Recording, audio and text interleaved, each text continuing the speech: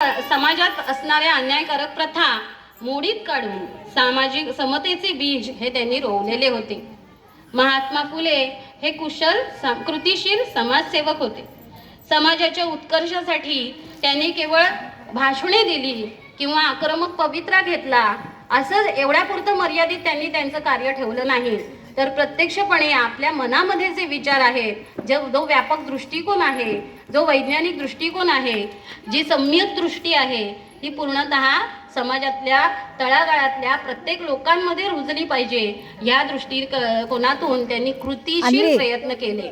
म्हणजे जे म्हटलं जातं की नाही, बोलाचीच कढी बोलाचाच भात जेवोनिया तृप्त कोण झाला. म्हणजे नुसतं बोलून उपयोगाचं नाही, तर ते आपल्या वर्तनात आपल्या कृतीतून दिसलं पाहिजे. नुसतंच विचारांनी मी व्यापक आहे असं म्हणून उपयोगाचं नाही, तर ते विचारातील व्यापकता ही आपल्या वर्तनातून आणि कृतीतून दिसली पाहिजे. याचाच अंगीकार महात्मा फुले यांनी केलेला होता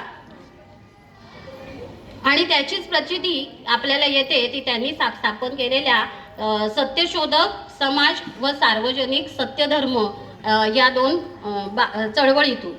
महात्मा फुले हे कुशल क्रांतिकारकच होते. प्रत्येक गोष्टीची सर्वसमावेशक उकल करून सम्यक दृष्टिकोनातून ते त्याकडे पाहत असत. व्यक्ती स्वातंत्र्य, व्यक्ती विकास याबरोबरच न्याय, समता, स्वातंत्र्य, बंधुता या तत्वांची अंमलबजावणी करणारा समाज त्यांना अभिप्रेत होता आणि म्हणूनच या दृष्टिकोनातूनच त्यांनी सत्यशोधक समाजाची स्थापना केली. जे नेहमी म्हटलं जातं की महात्मा फुले यांना डॉक्टर बाबासाहेब आंबेडकर हे गुरु मानत, त्याची प्रचिती आपल्याला इथे येते बघा की डॉक्टर बाबासाहेब आंबेडकरांनी सांगितलेली समता, न्याय, स्वातंत्र्य, बंधुभाव ही मूल्य, या मूल्यांची रुजवण मुळात महात्मा फुले यांनी केलेली होती. आणि आपल्या गुरूंनी दिलेली शिकवण किंवा आपल्या गुरूंनी केलेली मूल्यांची रुजवण ही पुढच्या पिढीपर्यंत सुद्धा पोचली पाहिजे, पुढच्या समाजामध्ये सुद्धा रुजली पाहिजे. या दृष्टीने निश्चितच डॉक्टर बाबासाहेब आंबेडकर यांनी सुद्धा प्रयत्न केलेले होते. निर्मळ बंधुभाव, धार्मिक स्वातंत्र्य यांना त्यांनी महत्त्व दिलेले होते. समाजातील जाचक रूढी, परंपरा यांना मोडीत काढून तत्वनिष्ठ मूल्यांची रुजवण त्यांनी केली होती आणि यासाठी सत्यशोधक समाजाची स्थापना त्यांनी 1873 मध्ये केली होती. सत्यशोधक समाज हा केवळ लोकशिक्षण आणि मूल्य शिक्षण यांवरच भर देणारा होता असं अजिबात नाही, तर समाजातील सर्व स्तरातील घटक जे वंचित आहेत, जे व्यापलेले आहेत, जे गुलामगिरीचं दैन्यदासाचं जीवन जगत आहेत, ते शूद्रातिशूद्र सर्वच घटक यांच्यासाठी काम करणारा, यांच्यासाठी झटणारा, यांच्या विकासासाठी प्रयत्न करणारा, या सर्वांनाच एका विशिष्ट दिशेने प्रगतीपथावर आणणारा असा सत्यशोधक समाजाची चळवळ ही या अनुषंगाने गतिशील असलेली आपल्याला दिसून येते. त्यांनी कामगारांकरिता आर्थिक आणि सामाजिक न्याय मिळवून देण्यासाठी विशेष योजना आखल्या.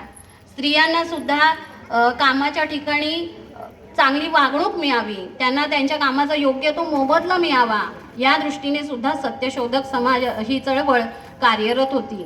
दुसरं महत्त्वाचं त्यांनी कार्य केलं ते म्हणजे सार्वजनिक सत्यधर्माचं. मानवविषयक संकल्पनेतून यथासांग चित्रण सार्वजनिक सत्यधर्मातून होत असलेले आपल्याला दिसून येते. मानवी धर्म हा केवळ स्वातंत्र्य आणि मानव अधिकार यांचा पुरस्कार करतो, पण हीच जाणीव मुळामध्ये सत्यशोधक सार्वजनिक सत्यधर्मामध्ये रुजलेली दिसून येते. सारे विश्व हे आपले कुटुंब आहे, या भावनेतून लोकांनी वागलं पाहिजे, या भावनेतून लोकांनी एकमेकांना वागणूक दिली पाहिजे, माणसातल्या माणुसकीला जपलं पाहिजे, या तत्वांचा अंगीकार हा सार्वजनिक सत्यधर्म हा करतो. जगा आणि जगू द्या या तत्वाचा पुरस्कार हा सार्वजनिक सत्यधर्माने केलेला दिसून येतो. या सार्वजनिक सत्यधर्माच्या माध्यमातून महात्मा फुले यांनी शेतकरी, बालमजूर, विधवा स्त्रिया, बेरोजगार यांचे प्रश्न मांडून त्यांची सार्वत्रिक उकलही केली. विधवा विवाहाला मान्यता सर्वप्रथम महात्मा फुले यांनी दिली. त्याचप्रमाणे त्या काळात कुमारी माता व्हायच्या, त्यांच्या मुलांचं संगोपन करण्यासाठी सुद्धा त्यांनी बालहत्या प्रतिबंधक गृहाची स्थापना केली होती. विधवा पुनर्विवाहाची मूल्य जर समाजामध्ये रुजवायची असतील तर त्याच्यासाठी सुरुवात आपण स्वतः केली पाहिजे. या अनुषंगाने त्यांनी त्यांच्या मित्राच्या समवेत एका विधवा महिलेचा विवाह आपल्या घरासमोरील बागेमध्ये स्वतः लावून दिलेला होता. त्या काळात हे कृत्य करणं म्हणजे खरोखरच किती जिकिरीचं होतं, किती कष्टप्रद होतं.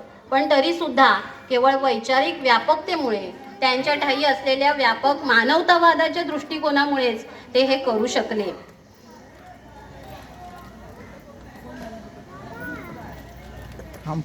अशा महात्मा फुले यांच्याबद्दल जितकं बोलावं तितकं कमीच आहे.